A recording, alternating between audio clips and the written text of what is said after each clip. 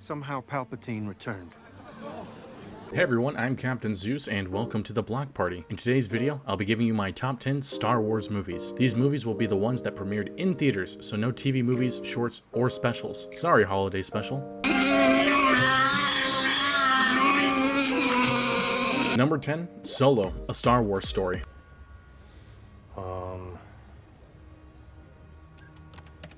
Solo. Approved.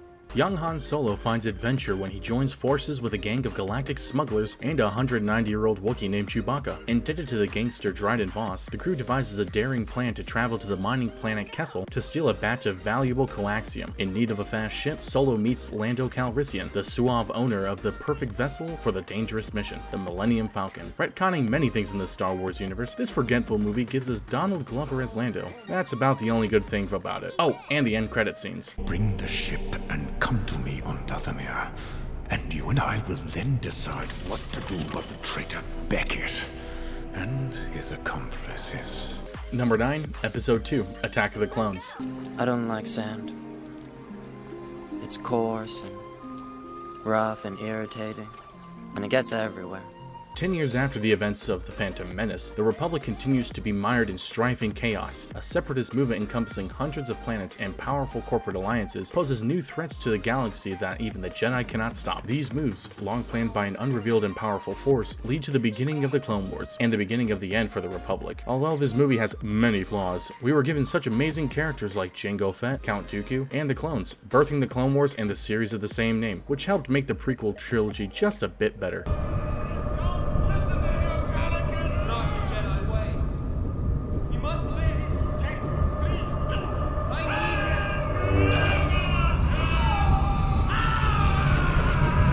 Number 8, Episode 1, The Phantom Menace. Are you an angel? What? An angel. I heard the deep space pilots talk about them. They're the most beautiful creatures in the universe. They live on the moons of Viego, I think. The movie that birthed so much of what modern fans know, love, and hate. This movie starts the prequel trilogy and shows us the Republic and Jedi towards the end of the height of their power. Jedi Master Qui-Gon Jinn, played by Liam Neeson, takes Anakin under his wing, believing he to be the chosen one. But things come to the halt with the emergence of a Sith and the Trade Federation trapping our heroes on Naboo, giving us the legendary and fan favorite Darth Maul. This movie gives us one of the most dramatic moments that define the fate of the universe.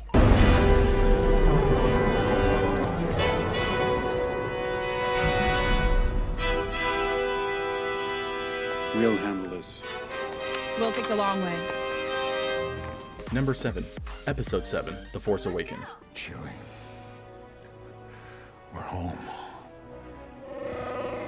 The movie that rebirthed the fire for Star Wars fans, new and old alike. The Force Awakens brings us some of our fan favorite characters, and plenty of new ones we grow to love and hate. Produced, co-written, and directed by J.J. Abrams, this movie is the start of the sequel trilogy as we see the First Order hunt down the remnants of the Jedi and the Resistance. A fresher version of A New Hope, we get to see the next generation of heroes and villains deal with their past and move forward to make something out of themselves. With amazing characters like Kylo, Finn, and Poe, there was a lot to love. It's a shame that my boy Finn was done dirty in Rise of Skywalker, but we don't talk about that dumpster fire.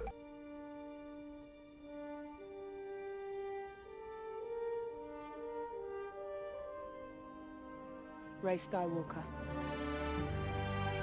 Number 6, Episode 4, A New Hope. You over to the garage, will you? I want them cleaned up before dinner. But I was going into Toshi Station to pick up some power converters. The movie that started it all and inspired many. This movie shows the Imperial forces hold Princess Leia hostage, played by the late Carrie Fisher, in their efforts to quell the rebellion. Meanwhile, Luke, played by Mark Hamill, Han, played by Harrison Ford, and Ben Kenobi, played by the late Alec Guinness, work together to rescue the beautiful princess and help the rebels restore freedom and justice to the galaxy. The first Star Wars movie for plenty of us, A New Hope creates one of the most compelling stories from a galaxy far, far away.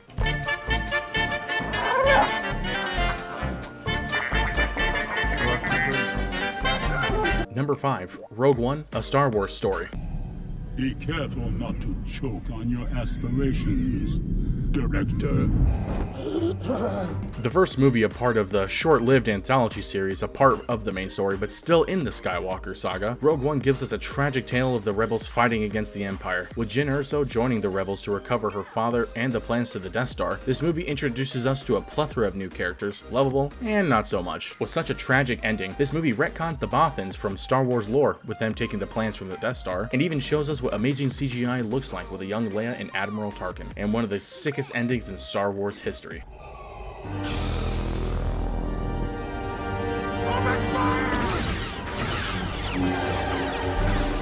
Number 4, Episode 6, Return of the Jedi.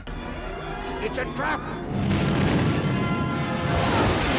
The epic conclusion to the original trilogy, Return of the Jedi starts off with some time passing since The Empire Strikes Back. With Luke battling Jabba the Hutt to get Han back, he eventually comes to blows with Darth Vader and Emperor Palpatine for the final battle with the Rebel Alliance and Galactic Empire. More on the cuter side of the galaxy, with the introduction of the adorable Ewoks, this movie shows us Luke as a true Jedi still battling with the dark side and his father, while Leia and Han reaffirm their love for each other. A very enjoyable movie to watch overall.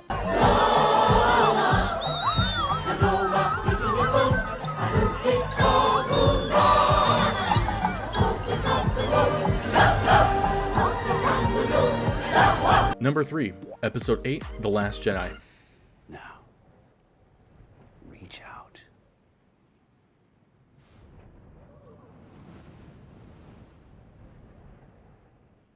I feel something. You feel it? Yes, I feel it. That's the Force. Really? Wow, it must be really strong Oh, with I've you. never felt any... Ow! One of the more controversial entries on this list, The Last Jedi shows us Luke after the fall of the Empire and what his mistakes cost him, all while the First Order launches an assault on the Resistance and Rey begging to be trained, minus the pointless casino planet and Rose trying to steal Finn away from Rey. This movie gives us plenty of action, turmoil with our favorite characters that ripple the rest of the saga, and a major twist that nobody saw coming. Ignites it and kills his true enemy. Number 2, Episode 5, The Empire Strikes Back. I love you. I know.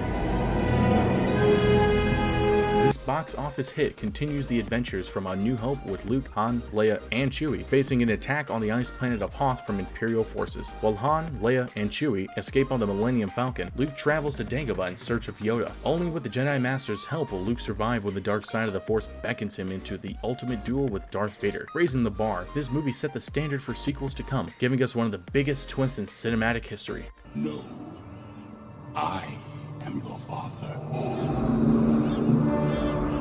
Number 1, Episode 3, Revenge of the Sith. Did you ever hear the tragedy of Darth Plagueis the Wise? My all-time favorite Star Wars movie, we see our favorite Jedi duo at the end of the Clone Wars, starting off with Obi-Wan Kenobi, played by the legendary Ewan McGregor, and Anakin Skywalker, played by Hayden Christensen, saving Chancellor Palpatine, played by the legendary Ian McDiarmid, from General Grievous. We witness the fall of the Republic and the end of our beloved characters, giving us the longest sword battle in cinematic history, and some of the most memorable moments in Star Wars. This movie was the peak of the prequel trilogy. Thank you, George Lucas. It's over, Anakin! I have the high ground! You underestimate my power! Don't try it! Do you agree with my list?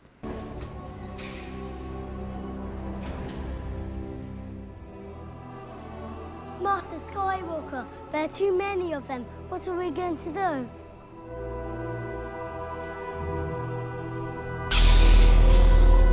Let me know in the comments below and tell me your top 10 Star Wars movies or just your favorite Star Wars movie in general. Don't forget to like and subscribe for more top 10 videos and click the bell to be notified when we post another top 10 video. I find your lack of faith disturbing. Thank you so much for watching.